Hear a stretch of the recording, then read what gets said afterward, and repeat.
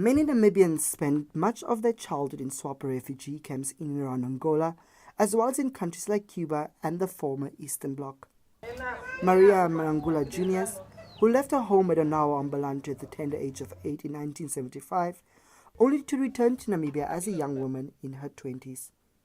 While her experience in exile has been bittersweet, she remembers fondly her life in Cuba, where she says she and others found a father figure in friend of Namibia's freedom, then Cuban President Fidel Castro. President Fidel Castro used to say that, don't worry, even if Sema is not here, I'm your father forever until Namibia be free. Maria was fluent in Spanish, a language she learned in Cuba, spent much of her childhood in swapper camps such as Kasinga and Onjaba before she went to Cuba, where she attended the Hendrik Witbooi School.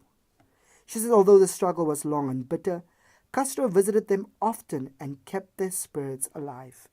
He used to come at our school to visit us, but he used to say that in Espanol, más temprano que tarde, Namibia será un estado independiente.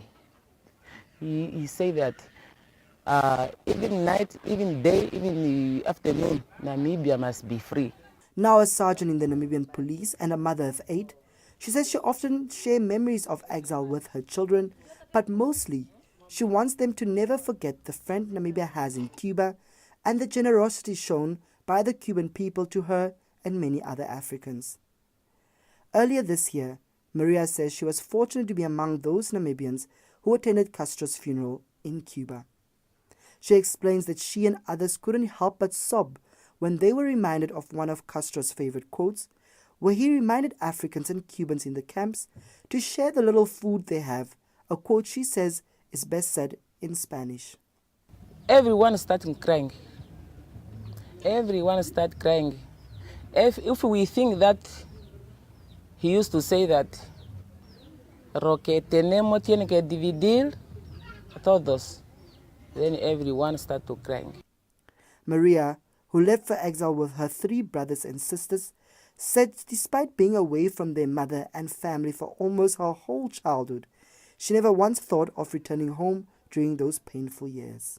Every day when we are talking or we are singing, we say that Namibia must be free, today or tomorrow. Every day we used to say like that. Gordon Joseph, NBC News, Rundu.